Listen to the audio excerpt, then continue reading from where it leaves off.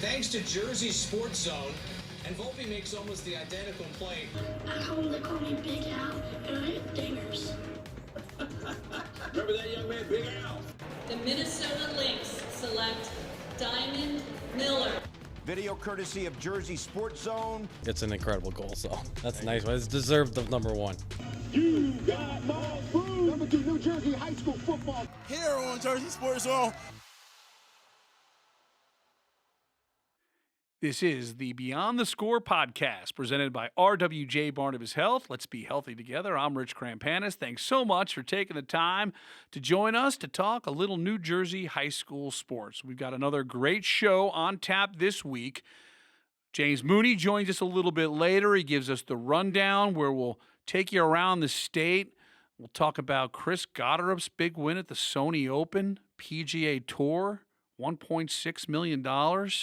I think the Jersey Sports Zone set needs to get some Gotterup merch, or maybe he can get Bridgestone to sponsor us. That'd be pretty cool. But when we come back, we're going to talk to a member of the United States under-17 women's soccer team.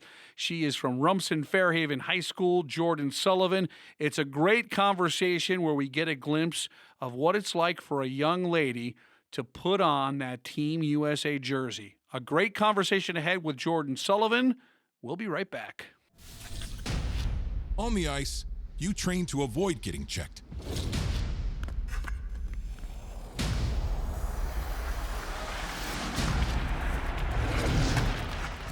But in life, getting checked is the smart thing to do. By scheduling regular doctor visits and screenings, don't let joint pain, heart disease, or cancer go unchecked. Get checked. Welcome back to the show. Excited to have one of the best players in New Jersey girls soccer who just represented our country on the U17 national team. She scored 32 goals for RFH in her junior season. She's committed to Duke University, and she's one of my favorite players because whenever I bring a camera, she seems to give me great highlights. So Jordyn Sullivan, thanks so much for taking the time to talk with us today.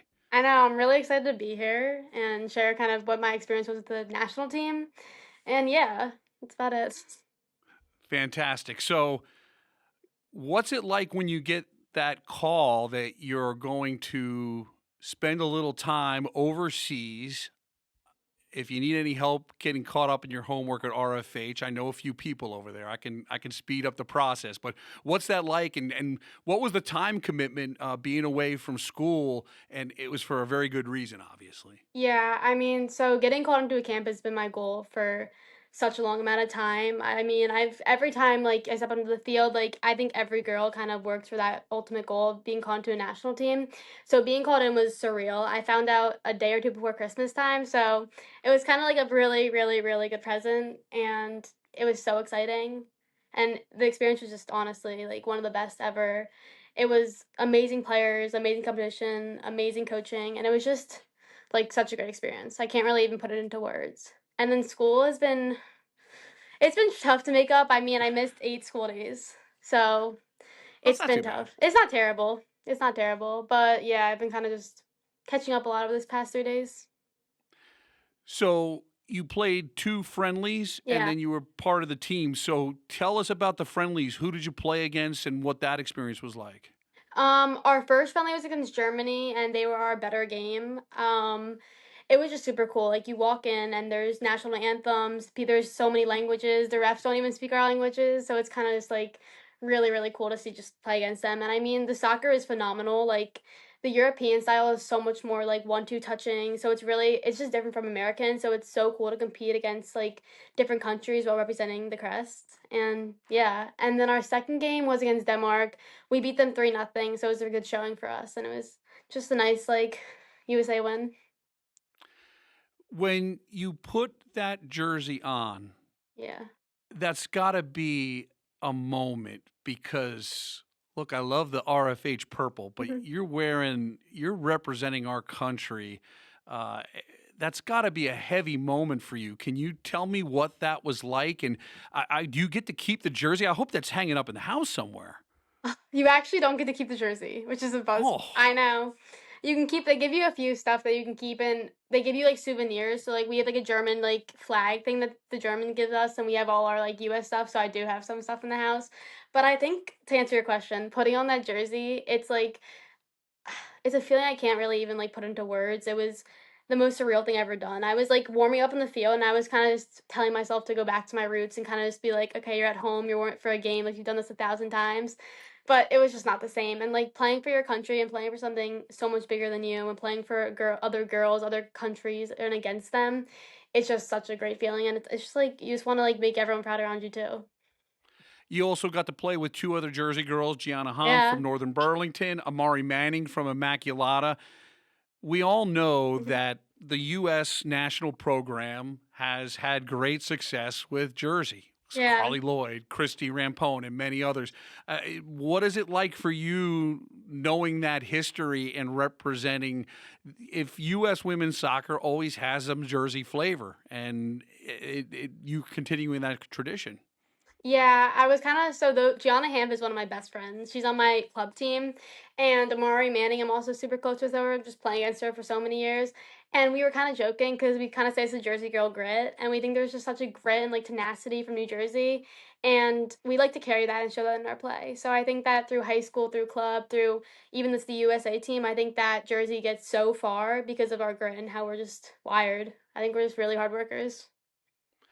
So when you have a taste of this incredible experience, it continues to be a challenge to stay in the mix and stay in that program. I mean, how does it motivate you now to just keep working where, look, you have your commitment to Duke, you're one of the best players in the state. None of that's going to change, but now you kind of have something to kind of build on beyond what's kind of already in front of you, right?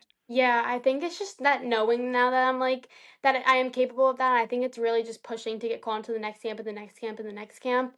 And I think the most motivating part of it is that like representing something that wasn't me playing for that. It was such a great feeling and I think I will just work hard and remember that every single day to get back there. If that makes sense. Makes a lot of sense. Rumson-Fairhaven had a great year, thanks in large part to you. What was it like to see you influence your teammates and kind of rise the Bulldogs? Shore has so many good teams. You can get lost in the shuffle, and then you just kind of got on a heater there where you were dominating play. What was it like to see those girls? And now you're coming back to New Jersey soccer for one more year. Thank goodness we get to show some more highlights of you.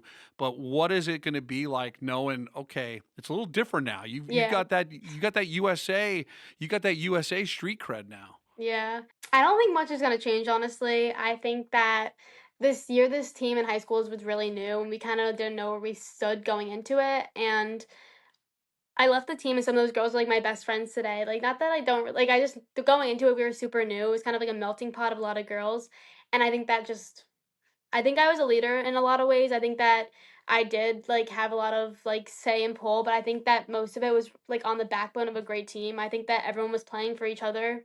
It was just such a team, and I think that's like one of the reasons why I'm definitely coming back is just because we play so together at RFH, and I think that gets us really far. And then after that, it's the Duke Blue Devils. Yeah. I think it's amazing how the Rumson Fairhaven athletes, I feel like you all feed off of each other. And it's sometimes you get, why do you guys shoot RFH so much? I'm like, well, they're good in everything. I was just at the Phillipsburg Rumson wrestling match and Yeah. got Sonny Amato's 100th win. The football team, you go up and down the list. So many girls lacrosse players play D1. What is it about Rumson where you guys feed off of each other and it's you all seem to support each other and you're all pushing each other to have moments where like you did where you signed your pen to paper to join an elite university like Duke? I think our high school is just super supportive and we're really big on sports. I think that, well, obviously the costume's super important and they're super smart people. I think that sports is something where we can all express ourselves really well. I think we love competition. I think that the teams at RBH are super, super close because it's just how we're wired. We're very big on teamwork. And like, I think just our energy at RFH is really special and different from a lot of other schools, which is one of the reasons I ended up even going to RFH in the first place. But it's just really special. The coaches are amazing. The players are amazing. Everyone's just so connected, and we're all striving towards the same thing at the end of the day. And I think that's why we're very successful in like all our branches of sports. I got to go to Duke once, Cameron Indoor, and it was, it's a bucket list thing for me. It was really cool. What do you like most about Duke? It's a breathtaking campus. It's one of those times I was like, I'm going to walk around here a little bit and soak this all in. And, what do you like most about Duke? I think that having a school that balanced academics and athletics so like amazingly was it was just impossible to say no to, in my opinion. I think that the coaching staff there is amazing. The soccer team's consistently like a top program. And then when you add the academics and the campus all together, I think it's just like a great fit. I think it's amazing. And obviously the campus is so breathtaking. It is. What can I request for next fall when I bring the cameras? Can I get an upper 90? Can I get a good celly? I need something, and just continue to give me the goals. I think I shot you 2 or 3 times, and I think I got like 5 or 6 of your 32. So, what can I request? What can I get? Something really cool. I think a state championship. I think that's what I want next year. I think we haven't won shore conference, I think ever, and I think states we rarely win. So I think that I want to win both, if not one at least.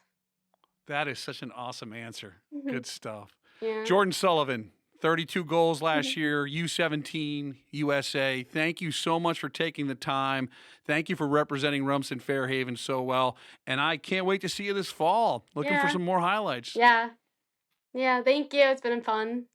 If you have chronic joint or back pain, this is probably where you spend your time. Might we suggest a better destination that's close to home? RWJ Barnabas Health, where orthopedic surgeons designed the surgical implants that are now used around the world, and where you'll be cared for by the same doctors that treat professional athletes and rising stars. Get back to what you've been missing. Orthopedic care. Do it right. Here, RWJ Barnabas Health. For over 2 decades, ACI Medical and Dental School in Eatontown has been helping students succeed. Their short-term programs can jumpstart a long-term career in less than 5 months, and get this, a 90% employment rate. Best of all, your future job is AI-proof. A career in the medical field is safe from AI and provides long-term job security. They've got a medical assistant program where you can learn phlebotomy, EKG, and patient technician skills. I've got to learn what phlebotomy is. I got to learn that so I sound like I know what I'm talking about. The dental assistant program includes dental radiology certification. It's a perfect career for second careers, college grads, empty nesters, or even right out of high school. Call 732-440-4110 and learn how medical assistants can earn up to 4 national credentials and 10 college credits. ACI Medical and Dental School, a new beginning on Broad Street in Eatontown. Thanks again to Frank Preston and the whole team over there at ACI Medical and Dental School for sponsoring Jersey Sports Zone. We've got the Shore Conference Boys and Girls Games of the Week. And every week we're able to put a spotlight on a great game. And what's most important is putting girls basketball and our other girls sports coming up in the spring front and center. That is important to ACI Medical and Dental School. We thank them for their support. And once again, if you're looking for a change, something alternative to college, take a little time. Talk to Frank Preston. Talk to the folks at ACI Medical and Dental School. They could give you an incredible option that could jumpstart your life in an instant. Princeton Orthopedic Associates serves Central Jersey with world-class, world-recognized orthopedic care. A special thanks to Bill Heinsick and Princeton Orthopedic Associates for supporting New Jersey athletes and Jersey Sports Zone for the last 9 years. It's really nice to be in a situation, in a place where there are very good people who take good care of people. Orthopedics it's not about saving lives, it's about saving quality of life. A lot of people, we live high-stress lives, so if you tell someone they can't do something for whatever reason, that's pretty traumatic. I really take pride in trying to be empathetic and trying to put myself in every patient's shoes. I want to take care of people like I'd want to take care of my family. And I think that when you do that and give somebody that family feeling and give them your honest opinion for what you would do, they value that. We're back for the Beyond the Score podcast, episode 18, brought to you by RWJ Barnabas Health. Let's be healthy together. And as always, we bring in James Mooney, who spanned the state, put together another great rundown. Always like looking at this rundown pregame, James, because we can kind of see what we're going to dive into. And I think we got some awesome things to talk about this week. Yeah, we got plenty to talk about. Always happy to jump on with you, Rich. But yeah, a lot to get into, so let's just get right into it. We're at the halfway point of the season for boys and girls basketball. We've seen some great boys hoops teams on the rise. A couple undefeated teams still left standing. St. Joe's Metuchen, Tenafly, Cherry Hill East, Shabazz, and Wall, all still among the undefeateds right now. Rich, you got to see a couple of them last week. Talk to me a little bit about Union. Yeah, Union is 12-1, but they're right there. And Tyler Mraz got St. Joe's Metuchen in a great game against Piscataway. It's interesting that you run through that list. It's kind of a preview of our meeting, right, where we say, hey, who haven't we gotten yet? And if the list that you ran down, we're doing pretty well. I know you've gotten Cherry Hill East. We've got Lenape. I got Wall. Look, Wall, I think, had their big moment when they beat Manasquan for the first time in forever at the Kevin Williams Christmas Classic there in Toms River over the holidays, and they just keep winning. I saw them beat Middletown South, and they looked really sharp. Good team basketball. Brian McKenna's the ringleader, and then again, we saw St. Joe's Metuchen, said, we got to get St. Joe's Metuchen, so we sent Tyler to that game against Piscataway. Fantastic game. They got a super talented sophomore, Joel Patrick, who was nice enough to give us a sweet alley-oop there to wrap up the win against Piscataway. So, yeah, some really good teams, but I think, things are shaping up. I got to see Union in the snow against Westfield on the road. And, when it comes to Union County basketball, we've been putting a lot of attention on Plainfield and Roselle Catholic. We had that game, which I think was one of the best games of the year. And Union County basketball is just awesome, James. We had the Plainfield Linden buzzer beater by Micah Gordon, and then we go to Plainfield Roselle Catholic, which goes to overtime. And then you look, it's a deep field there in that Union County. I got a chance to see Union. Said, hey, 11-1 Union. They go up to Westfield. They've got a great team. Reed Flood, dynamic scorer. They got a great guy on the inside, post guy, Javi Ocasio. They play good team basketball, and that's a very quiet 12-1 because there's so much noise around Plainfield and Roselle Catholic. So I think, this is the time of year where you would agree, we try and find teams like that and like, hey, who haven't we gotten yet that's making some noise? So I think that list you ran down was awesome, James. I think we're doing pretty good. We've gotten to just about every one of those. I think we got to get Shabazz is the one that you pointed out. Let's get a Shabazz game on the radar, but good stuff and a great start to the season here. As you said, we're at the halfway point. Yeah, really getting to the nitty-gritty of the regular season, conference, county tournaments coming up. This is we're getting to the fun part of high school hoops. So as we move along here on the rundown, don't want to make it feel like we're on a shot clock, but shot clock is something that's being brought up soon in some of the NJSI AA meetings. Rich, basketball and lacrosse might be seeing a shot clock soon. I hope it's soon, James. I feel like when we have these preliminary meetings and people get riled up and excited that it becomes a multi-year process. I think if you were to poll the basketball community and the lacrosse community, I think it would be overwhelming that a shot clock is needed. I think it will be good for the game.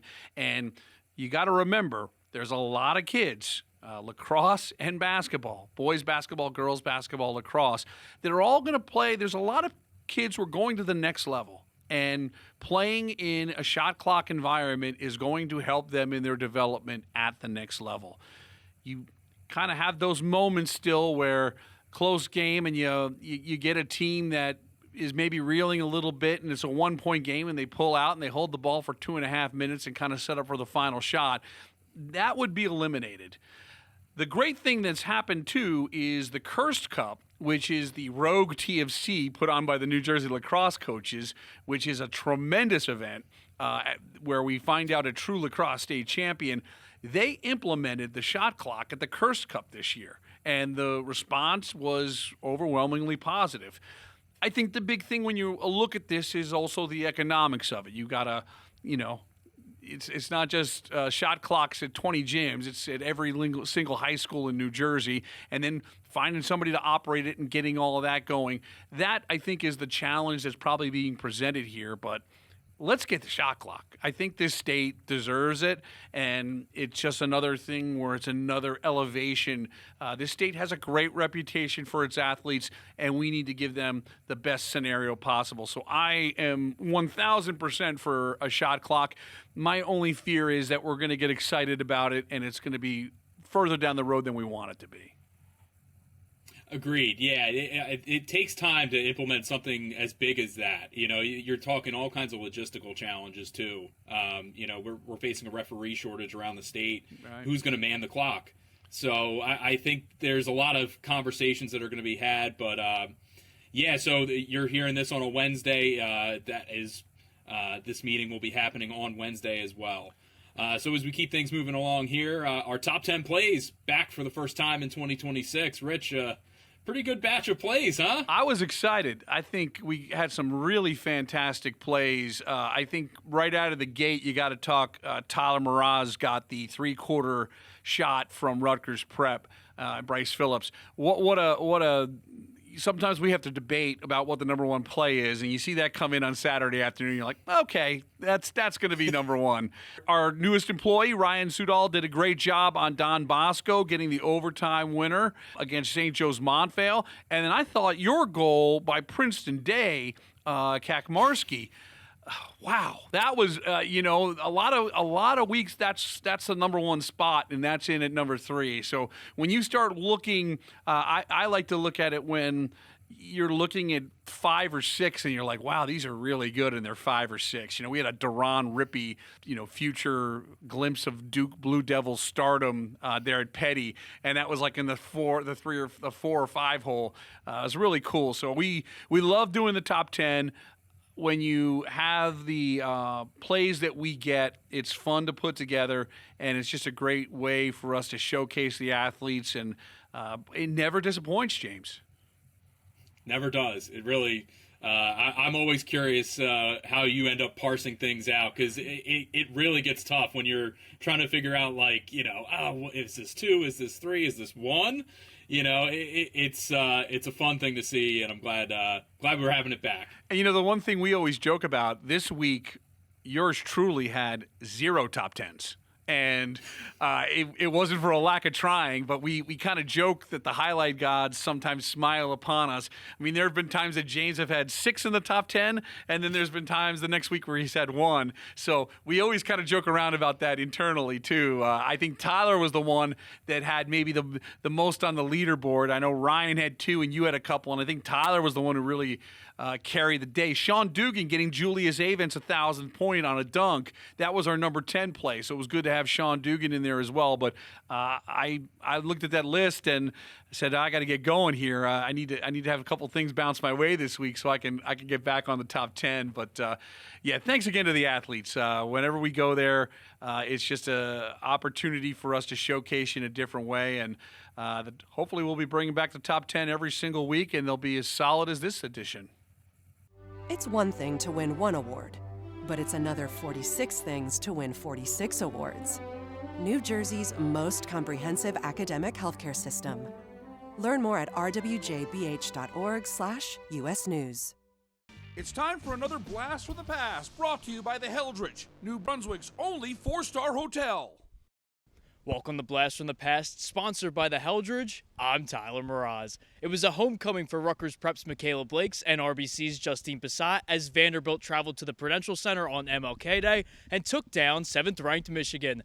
Back in 2022, JSZ's Rich Krampanis saw Passat score her 1,000th career point. But Passat was unstoppable. Justine didn't realize it, but this was her 1,000th career point. It's part of the surge that puts this game away. There's a timeout and a chance to celebrate Justine's 1,000-point milestone. The University of Tennessee is getting a player who can do it all. Inside threat, a slasher, and she's got range as well. What a three-ball. 28 points for Justine Passat. A sensational performance. Blast from the Past is brought to you by the Heldridge, New Brunswick's only 4-star hotel and a preferred hotel of Rutgers football fans since 2005. The Heldridge helps you make the most of your game day weekend, providing premium accommodations in the cultural heart of downtown New Brunswick. Restaurants, bars, theaters, parks, museums, and more are only steps away.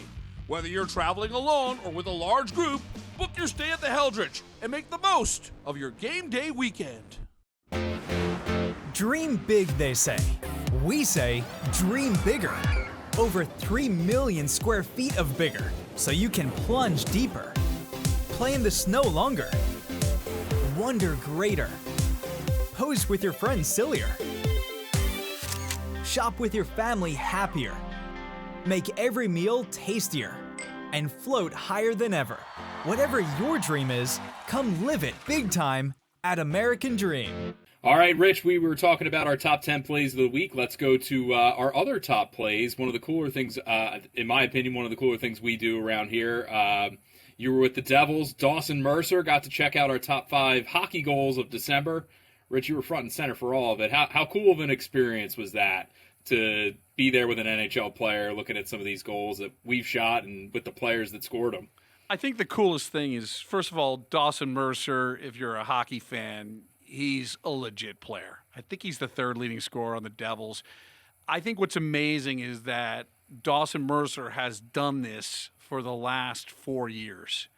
We do this 3 times a year, and we get a mixture of Devils players. We have no idea who it's going to be, but every year in the last 4 years, we've gotten Dawson Mercer, which is so cool because I think Dawson really legitimately enjoys watching the goals. And the kids, I'll be honest, they get starstruck. You know, when he walks in there, and look, it's a very tight window. I mean, this guy's got to play in an NHL game in an hour and a half. And he walks in there, and I think there's the whole processing thing, and he's talking to the kids, and the kids, like, almost aren't even talking because I think they're just like, I can't believe Dawson Mercer is pumping up my goal right now. And he's so genuine and so real. So he's become my favorite Devil because he does it every year, and he's just so easygoing and great. Hockey players, I think, you know, when you have been doing it as long as I have, James, they're the best to deal with. They're incredible. They're easygoing. You know, even if you watch the NHL on TNT, like, they're doing interviews like pregame, in between periods. They're kind of relaxed, and you always get a good soundbite from them. So I just can't thank Dawson Mercer enough for making that night special for those kids. And the other thing that was cool was Preston Farrow from Don Bosco won the fan vote, and they were playing CBA while we were there. So he couldn't come, but Dawson watched the goal and broke down the goal, so we were able to send that to Preston Farrow, and so he at least got to see an NHL player say, you know, and he's so astute too, because I said it was an overtime, and he wanted to know if it was NHL rules or 5v5, and it was 5 versus 5. And by the way, I wish we did, if we did 3-on-3 overtime hockey in New Jersey high school hockey, that would be electric. Yes, it would. I would love to see that rule change. That would be unbelievable. But again, big thanks to the Devils. Kevin Fox does a great job of just making sure those kids feel special. It doesn't get old, James. Seeing your goals, our goals up there on the Jumbotron in the first intermission is really cool. So I think it's awesome. And we'll be there before you know it.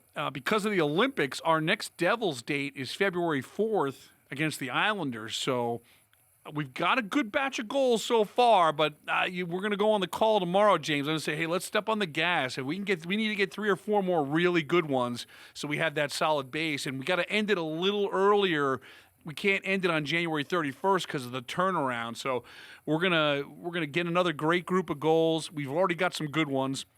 We talked about it just a little bit ago on the top 10. I think your Princeton Day goal is as good as we've gotten all year. I think that one's going to make the cut. The Devils watch it. The guys behind the scenes, the girls, do a great job of watching it, and they all have their opinions. So when the kids come in, they laugh because they're like, "Who picks it?" And I'm like, "Oh, it's the Devils." I step away, So that's good stuff. So.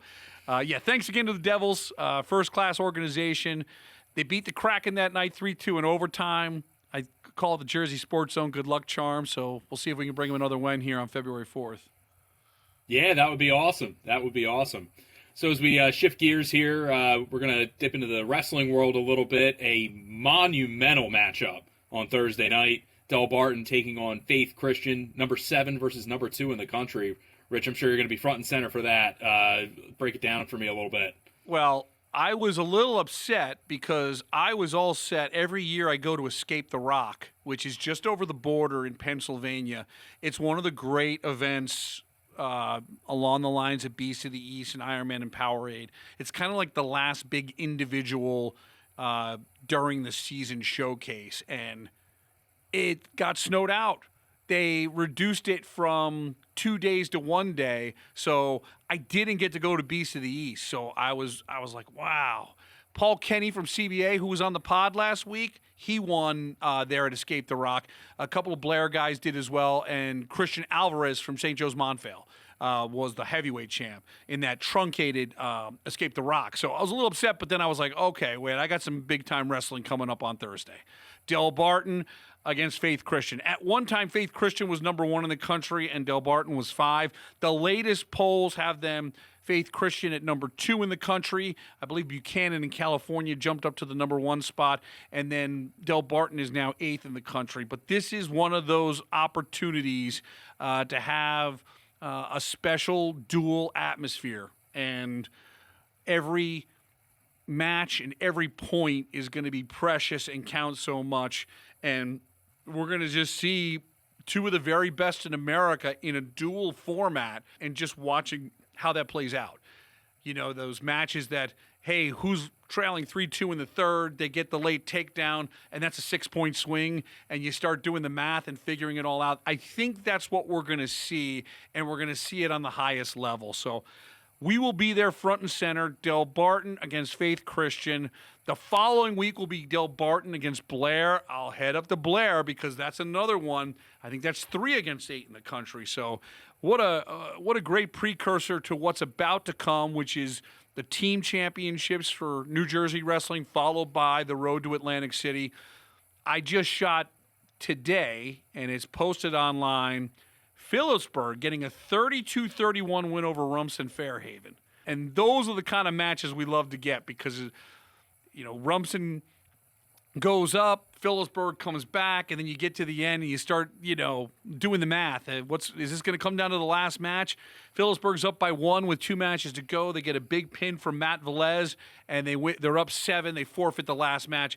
Fantastic stuff. And we all know the State Liners are a blue blood when it comes to high school wrestling. And I know they've got a big, big showdown with Easton, which is as good a rivalry as any in America. They're going to be all riled up for that, but they got a big win. Make sure you check out those highlights, and we're going to have some great wrestling here coming up down the road. As I can't believe it, James, but we're a couple of weeks away from getting into dual state playoffs, which is crazy. Where does the time go? It feels like it was just New Year's the other day. I know. Oh, my goodness. So we'll keep things rolling here.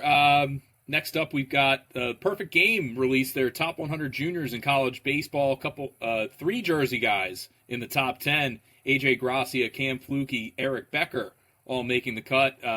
Prime for some big seasons this spring.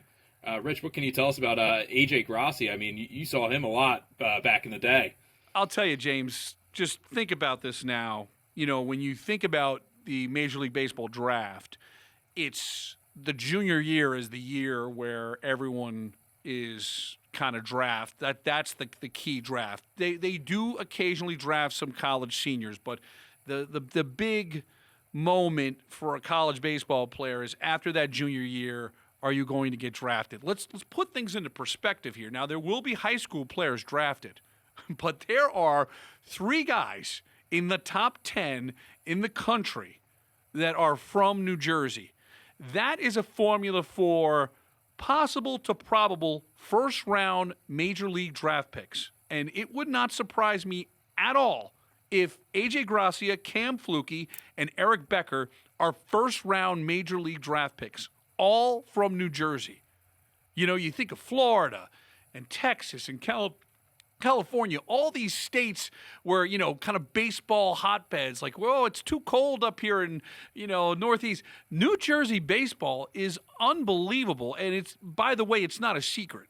We know it all too well that the scouts come crawling all over the games that we're at in April and May shooting New Jersey high school baseball. But A.J. Gracia had an incredible career at Duke. Duke coach goes to Virginia. A.J. follows suit. Eric Becker's been at UVA.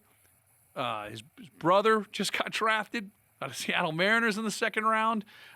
He's a draftable guy. And then you got to see Cam Flukie quite a bit at Egg Harbor Township. He is the ace at Coastal Carolina, who, by the way, reached the national championship series and lost in the finals. But they're a national championship finalist, and Flukie's going to be the guy this year. Yeah, it was. You mentioned the College World Series. It was almost surreal to see him pitching on that stage, and you know he pitched a great game in that College World Series. It took an otherworldly performance on the other side to beat him. Right. But yeah, Cam. I'm sure the Egg Harbor Township community will be rallying around him, rooting for a great junior season down there at Coastal Carolina. Yeah, and don't forget the head coach there has New Jersey ties, Kevin Schnall. So right, one of the guys I'm trying to get on the podcast so we can talk Flukie and talk. You know, there's a few Jersey guys on that roster and talk about how Coach Schnall has come in and recruited New Jersey and putting them right in the national conversation. I covered Coastal Carolina baseball for 15 years, James, and they were a kind of a top 20-ish program when I was there. And they were constantly in the NCAA tournament. They would reach a couple of super regionals. I saw them lose to eventual national champion South Carolina back, I believe, in 2010, or I can't. Maybe I got the years wrong, but I got to see some pretty crazy, you know, super regional stuff happening in Myrtle Beach. It was a wild scene, and now Kevin Schnall was like the right-hand man to Gary Gilmore. Schnall has now taken over for the retired Gilly, and you know, so Cam Flukie is kind of front and center in that program, and I always enjoyed. You know, my favorite kind of Coastal Carolina thing was the constant what if. There was people didn't know, but when Coastal had this team, NCAA team, you know, a 48-17 kind of team, second seed in the NCAAs, and season ends, they lose in the super regionals, and Coach Gary Gilmore says to me, well, if, you know, we don't lose anybody to the draft, you know, we could have a good team. He's like, you know, like, for example, he goes, we signed some kid out of Canada, and if he didn't go on to the big leagues and decided to come here, we would have had him in the lineup. I go, who was that? Joey Votto. Oh my goodness. He goes, do you want to see his signed letter of intent? He was signed to play for Cole, and I was like, now you're watching Joey Votto. At this time, it's like hitting 35 home runs for the Cincinnati Reds. You're telling me Joey Votto would have been in this lineup? It was already stacked. And then the other guy he lost was Steven Matz, who has had a great. He goes, we got this kid from Long Island. He's as long as the Yankees or Mets don't draft him, we're going to be okay. The Mets drafted him. Steven Matz never set foot at Coastal Carolina. So the good news for Coastal Carolina is Kevin Schnall has Cam Flukie this year. And like I said, big year. You saw the velo. He was throwing high 90s at EHT. I think the kid's going to be a first-round pick if he has a good year. Gracia, unbelievable. Just a guy who has this just, beautiful, gorgeous swing, and he's a can't-miss prospect. I saw that list, James, and I just said, we got to talk about this. We got 3 guys. It's a top 100 list. I'm like, these guys are at the very top of the MLB Draft radar right now. Yeah, and this is coming off of a year, this past year, there were 2 Jersey guys selected very early on. I would say there's probably about 25 overall in that draft. We were pretty busy that weekend. I think we're going to be busy again. I think there's a couple of kids, high school kids that are going to, the same situation, the signability issues and things like that. It's going to be very interesting. We're going to be busy come spring. I know we got a lot of winter ahead of us here, but when I saw that list, I was like, well, we got to nothing wrong with talking a little baseball, especially when we go outside here. It's going to be so cold. I'd like to warm me up a little bit thinking about baseball and getting back out there. Yeah, especially with the hot stove and the MLB going on right now. But we're speaking of spring, speaking of those kinds of things, getting warm. How about our guy Chris Gotterup having himself a heck of a weekend out in Hawaii, winning the Sony Open, $1.6 million payday. Not too bad to start the year on the PGA Tour. James, I think we're seeing the evolution of an elite golfer here that is beyond, is he going to make it on tour? I saw a few stats.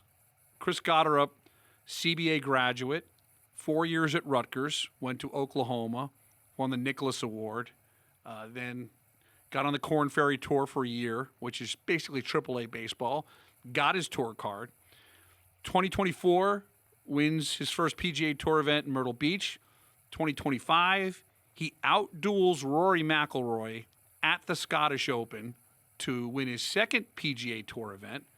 And then yesterday, he wins the Sony Open, the season opener on the PGA Tour. He's got a win in his back pocket, and he's got $1.6 million. So among the stats I've seen, so he has won on the tour in 3 straight years. There are only 2 other people that have longer streaks, Scotty Scheffler and Rory McIlroy. And Chris Gotterup. Pretty good company. Now, look, that Bears-Rams game was off the charts, but I was double screening, and I'm watching Gotterup here. 12th hole. Now, if you and I play in a scramble this summer, and I don't know, we're in contention to win the $100 gift card or whatever, I might be getting a little tight, contending here, right? 12th hole, he's up by a shot or 2. Par 4. How does 349 down the right side of the fairway sound?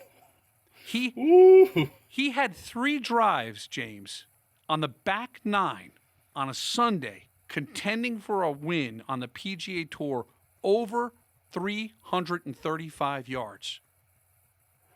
My goodness. The people on the Golf Channel are like, we're watching a video game right now. Like, that's like if you acquire enough, EA Sports on Tiger Woods, where you have 101 strength and you can. So he's doing that, and he even putted better.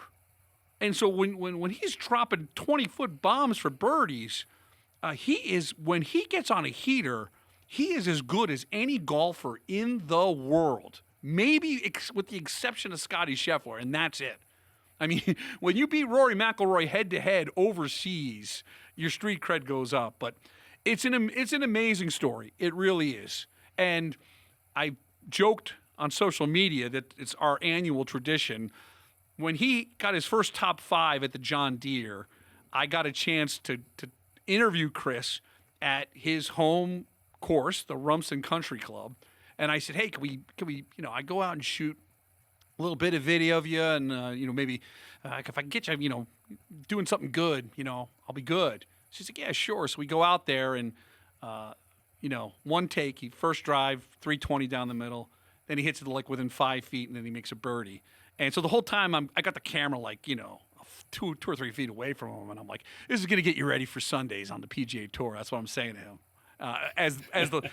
So now every time he wins a tournament, I call it the JSZ birdie, because it's like, it was my piece. Like, oh, you want to know why this guy's so good? No, I just asked him to do this just for fun, and he just, has this easy birdie. And so I joke around, like, as the story goes on. At this point, he was the best college golfer in the country. He had just gotten a top 5 on the PGA Tour. But as time goes on, I want to make it like that we discovered him. Like, I'm going to continue to embellish the story, and I'll be like, oh, he was his whole life turned around when he made that birdie on JSZ, even though that's not true. But great guy, great family. His sister Anna plays lacrosse at the Naval Academy. She's a senior there. Great family, and again, we're going to try and get him on the podcast, because I think we're going to get to the point where it's going to get harder and harder to get him on the podcast. I think, James, I really think he's going to contend in the majors. He's got a 3rd place finish at the British Open last year. I love his game for Augusta. I've watched the Masters, countless times, and he has the game. If he putts like he did yesterday, he's going to contend to win major championships. And to think about that, a guy from Jersey, as I kind of joke with him, like, hey, this isn't you playing Freehold Township down at Jumping Brook in Neptune. These stakes are a whole lot higher, but that's his origin story. So what a story, though, James. And I know you're a golf guy too, and to see him do that, I noticed that Rutgers athletic director Kelly Zinn was quick to congratulate him, which was smart on her part. Very, very smart. Very smart. I mean, he's poised to be one of the breakout stars on the PGA Tour this year. Top 20 in the world right now. He's got a top 20 world ranking. I know that he is now. I've been watching on ESPN the Tiger Golf League that's going on. He's in the mix on that. Like, the doors have now opened, for him to be on the higher profile and things like that. So it's a great story. Again, the kids we cover, the stories we tell, we try to follow them along, and this is going to be one of the great stories. And I can't wait to see what happens, down the road. This is not going to be his last time contending for a PGA title. No, I don't think it will be. I think we're just scratching the surface with Chris Gotterup. It's really when he was in contention at the British, like that says all you need to know. The fact too that he wasn't in the British Open until 6 days earlier on Sunday. Like, he's not in the field. He wins the Scottish, and then you're like, hey, you're in the British Open. So no prep work, no game planning. He had a couple of days of practice rounds. I think going out now, he can really set himself up and scout where he's going to play. And the perspective that's really amazing is a year ago he missed the cut at the Sony Open. He was outside the top 200 in the world. He missed 8 cuts out of the first 12 on tour. And then it's like, is he going to be able to keep his tour card? What's his status? What's his situation? And then everything turns around. He has 2 amazing weeks. He has newfound confidence. And now he is, like you said, as hot as any player on tour outside of Scottie Scheffler and Rory McIlroy. And it's going to be an exciting ride. And, it's fantastic stuff. And just a reminder, the kids we show today in all these different sports, we're seeing people, set themselves up for greatness down the road. And we like to try and be a part of their origin story in some way, shape, or form. No one plans on heart disease, but everyone should have a plan for it. We help patients of all lifestyles and medical histories plan for healthy hearts. We offer convenient screenings without judgment, hundreds of preventive programs, and women's heart specialists. And we're the largest cardiac surgery program in New Jersey. Make plans for a healthy heart with RWJ Barnabas Health. Let's be healthy together. JAG Physical Therapy is a trusted name in quality treatment. Get back the life you love. Thanks to JAG Physical Therapy for supporting New Jersey athletes and Jersey Sports Zone for the last 5 years.